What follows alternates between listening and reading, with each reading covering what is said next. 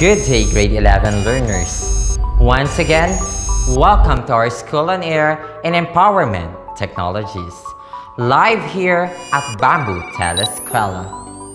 This is your teacher, David, bringing you another learning session in the world of ICT. At this point, kindly prepare your module together with your pen and paper, as well as your computer if you have, as we're about to begin our new learning session. Sit back and relax as we are about to begin our new discussion. Your last week's learning session with Mom Lala is filled with new knowledge and excitement, which focused on online safety, security, ethics and etiquette, as well as the contextualized online search and research skills. With that, you have understand the different core rules of netiquette. This is to promote common respect and greater understanding while dealing with others online, which also reminds us to be mindful with the different kinds of information we create and share online, because at the end of this information are human like us, who has feelings and emotions, which lead us to always remember the human. Teacher Lala also emphasized that personal information should be kept private because this is vulnerable to the so-called hackers. Those hackers use those kinds of information they get to create a fake account, leading to the so-called identity theft. Further, the different threats online such as the virus, the worm, the Trojan, spyware and adware, which also generally known as the malwares, as well as the spam and phishing were discussed last week. You have also acquired the advanced searching options, which is a great help to lessen the time during online research. This is getting the most accurate and relevant answers while doing the online research. It is also a great reminder for us that we always acknowledge our sources of information both offline and online. So next time as you go on dealing with other people online, see to apply those netiquette rules, apply online safety, and use research technique while searching information online. Today is a brand new day. We will be exploring and developing your skills in using some of the useful office productivity applications for us to develop ICT contents for specific purposes. Throughout the learning session, you will understand what is application software and be familiarized with the commonly used office productivity tools such as the word processing, the presentation software, and the spreadsheet. And lastly, use common productivity tools effectively by maximizing its advanced application techniques for you to create an original or derivative ICT content. This is to effectively communicate and present information or data to your target audience. I think you are excited now, so let's start exploring and understanding the different applied productivity tools and their advanced techniques. A computer is a basic, complete, and functional computer, including all the hardware and software required to make it functional for a user. In order for a computer hardware works together, there must be installed software which gives sets of instructions to process data that enters the system, which includes the system software, the application software, and the programming software. Today, let's talk about the common application software used in a computer. But before that, let us first define what is application software. Application software are computer programs designed to perform a group of coordinated functions, tasks, or activities for the benefit of the user, such as the word processing, the presentation software, the spreadsheet, and many more.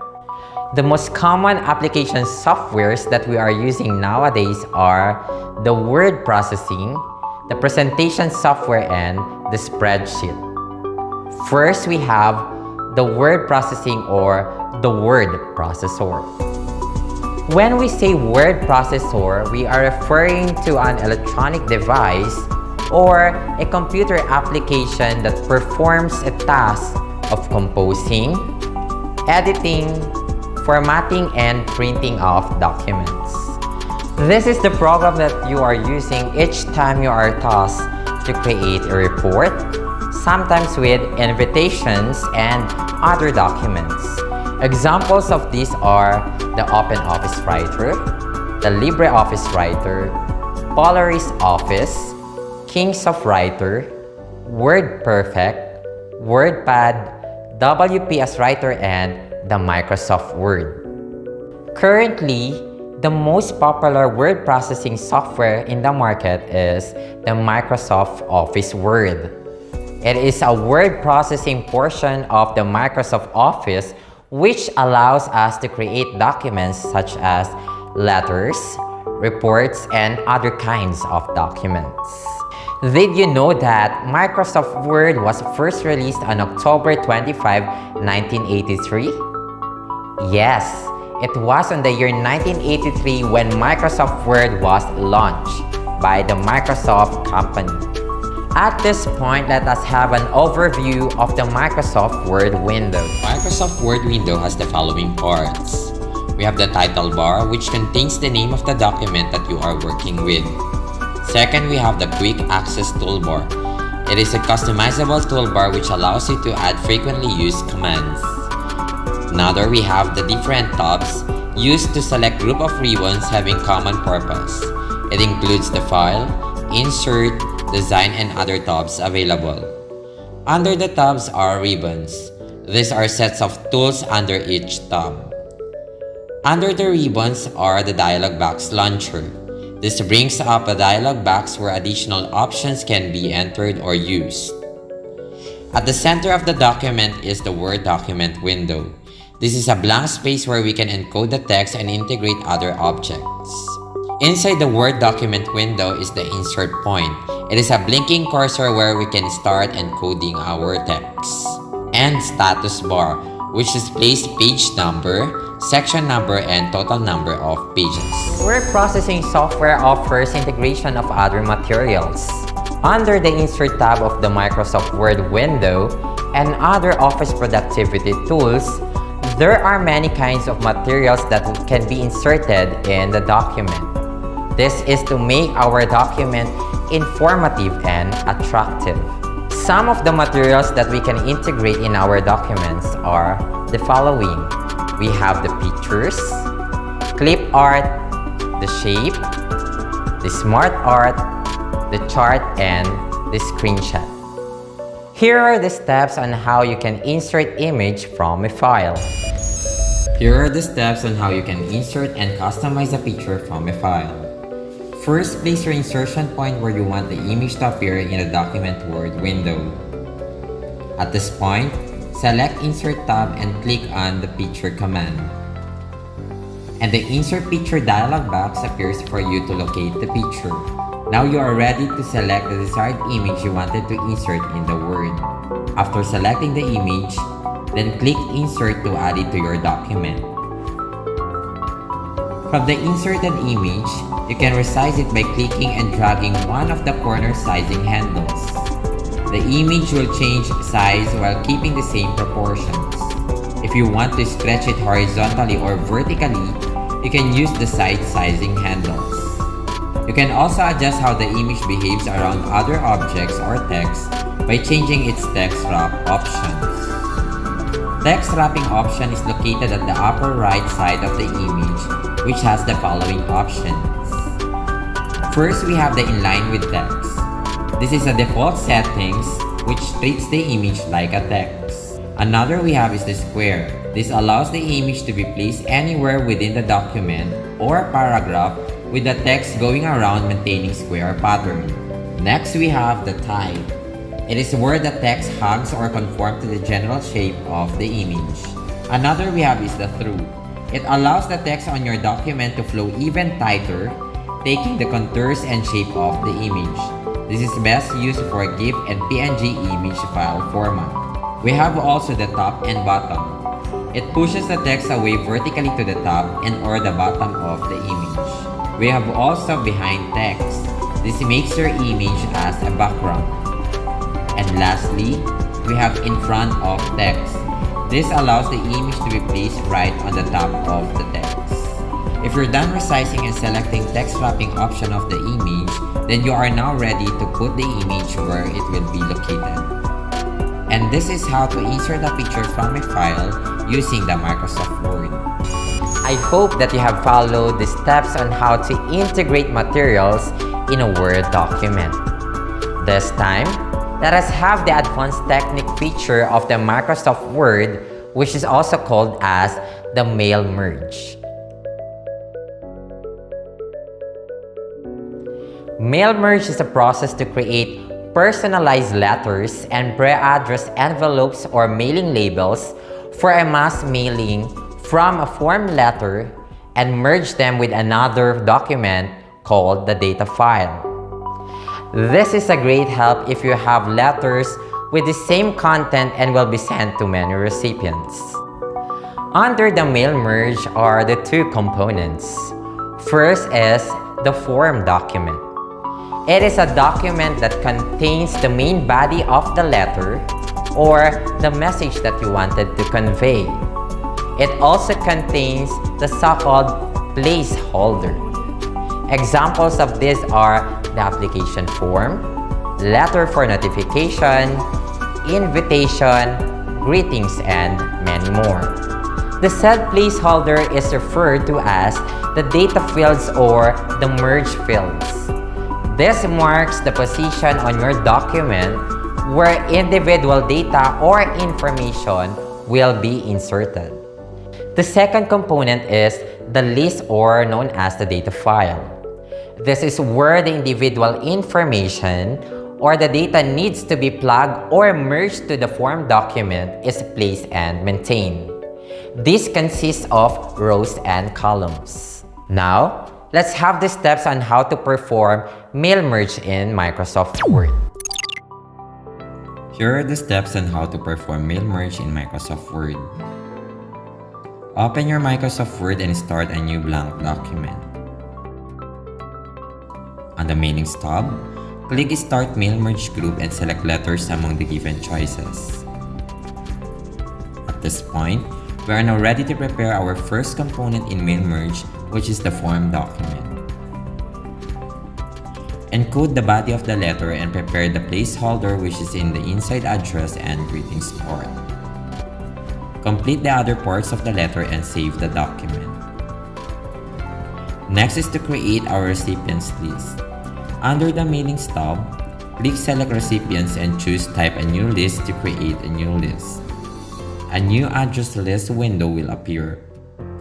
Edit the data using the different commands such as New Entry, Delete Entry, Find, and Customize columns.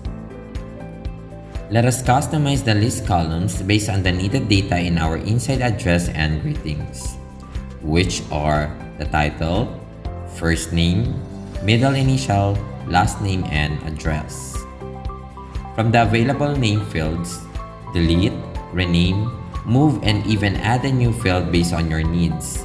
At this time, select the field name and choose the command to use, such as add, rename, and delete. When done, click on the OK button. At this point, we are now ready to input data in our list to complete our recipients.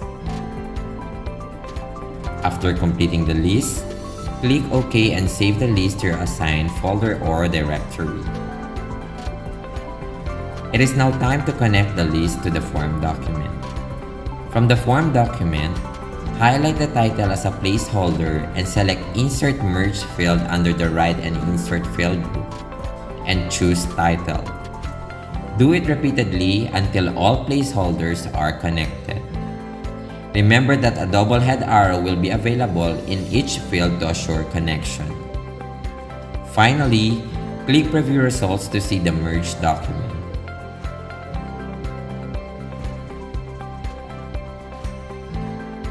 And if you wish to print the document, just click on Finish and Merge and select Print Documents. And those are the steps on how to perform mail merge in Microsoft Word. I hope that you have followed the steps on how to perform the mail merge in Microsoft Word. Microsoft Word still offers many advanced features, which includes the following. First, we have the autocorrect, which corrects common spelling errors as well as the capitalization mistakes.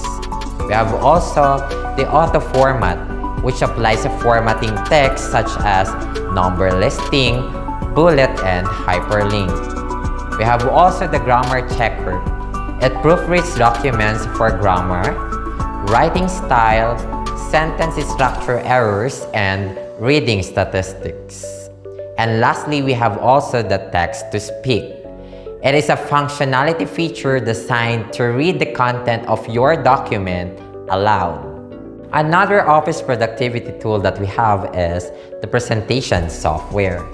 But what is presentation software? Presentation software is an application software that allows users to create visual aids for presentations, to communicate ideas, messages, and other information. To know that Microsoft PowerPoint is a presentation program created by Robert Gaskins and Dennis Austin at the software company named Forethought Incorporation. It was first released on April 20, 1987, and it is initially for Macintosh computers only.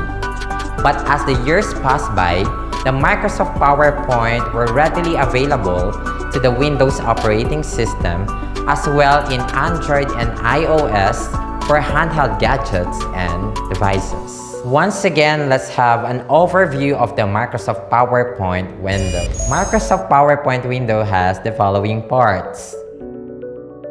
We have the title bar, the quick access toolbar, the tabs, the ribbons, the slide pane, slide area, the status bar, the notes pane, view buttons, and the slideshow button. Since the Microsoft PowerPoint is for presentation software, there we can put animations, transitions, and even hyperlinks, making our presentation lively and interactive one. We can add animation using the animation tab, add a transition using the transition tab, and adding hyperlinks using the insert tab. Let's start with animation. Animation is a set of effects which can be applied to the text or graphics within the slide. It can be an entrance, emphasis, exit, or even a motion path. This can bring excitement, suspense, and aesthetic whenever you are presenting a data, an information, or even a story in a presentation. Here are the steps in inserting animation with timing in Microsoft PowerPoint. First, insert an object or file inside the slide area. Then select the object you have inserted and go to Animation tab. Under the Advanced Animation group, click Add Animation command. This time, select the animation from the given options. It can be an entrance, emphasis, exit, or motion paths. To customize the animation of the object, click on the animation pane and select the object. Click the arrow down at the right side of the object and customize the effects option. From this point, you may also choose Start on Click, Start with Previews, and Start after Previews to customize when the given animation will take effect. You can also adjust the timing of the animation under the animation pane. Just click the arrow down and choose Timing. A dialog box will appear where you can adjust the start, delay, and duration.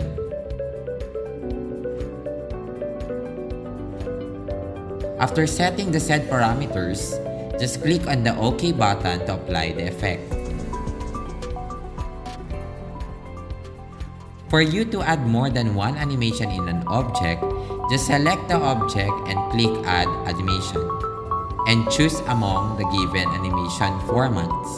It can be an entrance, emphasis, or exit, and to add motion path as animation. After selecting the object, select motion paths on the animation group. Select among the given options. You can also drag the object's position to change its path. Remember that the green dot signifies the start and the red dot symbolizes the end of the animation path. You can also click from the object and draw a line path. To preview the animations incorporated in your slide, just click on the slideshow button or simply press F5 on your keyboard. And those are the steps in inserting animation with timing in Microsoft PowerPoint. Another thing that we can put in our presentation is the transition. Transitions are motion effects that when in slideshow view, adds movement to your slide as an advanced form of transferring from one slide to another.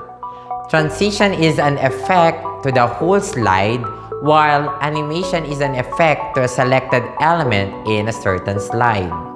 You can add transition effects to slide by clicking on the Transition tab and select among the transition effects such as the fade, the push, the fall over, the drape, switch, and many more. Just like in animation, transition can be previewed using the preview button or simply click F5 on your keyboard. Another advanced technique in presentation software is adding a hyperlink or hyperlinking. When we say hyperlink, this is an action which allows you to jump from original page going to another location. This also happens each time we conduct an online research where the return results of search engine has a blue underline that whenever we are clicking these kinds of text, we are jumping to the page where the information needed is uploaded. In adding a hyperlink, we can use the shortcut key Ctrl-K in our keyboard. And there are different link options available in hyperlinking, which are as follows. First, we have the existing file or web page. This creates a hyperlink to a website or a local file saved in your hard drive. Second, we have the place in this document. When using these link options, it creates a hyperlink that allows you to jump from a specific slide into your presentation to another slide. Third, we have the create a new document. This allows you to create a hyperlink that once clicked, create a new document on your slide location. And lastly, we have the so-called email address. This creates hyperlink that opens Microsoft Outlook that automatically adds your specific recipient on a new email. Let us have the following standard steps in inserting hyperlink in a slide. Let's have the following standard steps in inserting a hyperlink using the Place in this document link option in Microsoft PowerPoint. First, under the Insert tab, insert a text or an object that will trigger the hyperlink. At this point, we will be using a text as our link. Select the object or highlight the text inside the slide. Under the Insert tab, select hyperlinks or link that can be found under the links group. Or you may also use the shortcut key Ctrl+K in your keyboard. The Insert Hyperlink dialog box will appear. From this hyperlink dialog box, select the place in this document. After which, you are going to choose which among the available slides where the hyperlink will be directed. Once done, click OK to apply the said changes. Notice that the text color had changed and has underline, which means it has hyperlink on it. You may do the same with other slides to put connection on each slide.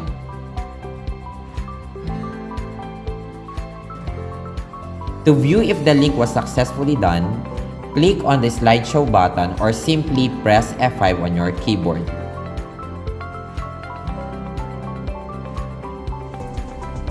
And press the text or the object used in hyperlinking.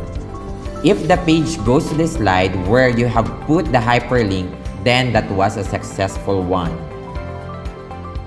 And those are the steps in inserting a hyperlink using the Place in this document link option in Microsoft PowerPoint. And that is how to insert hyperlink in a slide. I hope that you have followed all the given steps that we have in the process. And now we have the advanced spreadsheet skills. A spreadsheet allows the users to organize data in rows and columns and perform calculation on data which can be found in a cell. A spreadsheet cells is a combination of rows and columns which are collectively called worksheets. Microsoft Excel is a spreadsheet developed by Microsoft Company for Windows, Mac OS, Android, and iOS. This is a computer program used to enter, store, analyze, and present quantitative data. It features calculation, graphical tools, pivot tables, and a macro programming language called Visual Basic for application. Let's go over with the parts of the Microsoft Excel window. The Microsoft Excel window has the following parts. We have the title bar, the quick access toolbar, the different tabs, the ribbons, the cell address, the formula bar, the rows, the columns, cells, active cell, and the worksheet. In naming the cell in a spreadsheet, always locate first the name of its column, which is labeled as the alphabets, preceded by the row, which is labeled as the number. In Excel, a formula is an expression that operates on the values of a range or the cell itself. We have the following basic formula. We have the addition, the subtraction, the multiplication, and the division. In making a formula, always bear in mind that it must start with the equal sign, preceded by the different elements of the formula. Using our spreadsheet software, we can perform advanced calculations using the so-called Excel functions or the advanced technique in Excel. Functions are predefined formulas in Excel. They eliminate laborious manual entry of formulas while giving them human-friendly names. Part of these are the sum function, the average function, count and count a function, count if function, sum if function, and the average if function. To wrap up today's discussion, we have discussed what is application software. When we say application software, these are computer programs designed to perform a group of coordinated functions, tasks, or activities for the benefit of the user, from which we are able also to explore the word processing software, the presentation software, and the spreadsheet software, and using some of their advanced technique features. It is undeniable that the birth of computer provides ease in the work of human lives nowadays. These are the advanced features that are available to make our work easier, faster, and efficiently done. Now that we are done with the discussion, I want you to go over with your module and answer the different activities intended for you to apply your understanding with the topic, from the activities down to the assessment part. Once finished, submit your activity sheets to your respective knowledge bearer. Feel free to read your module discussions for a better understanding. If you have things unclear in your mind, you may contact your respective empowerment teacher. Once again, this has been your teacher David, saying continue to be empowered. Keep safe and good day.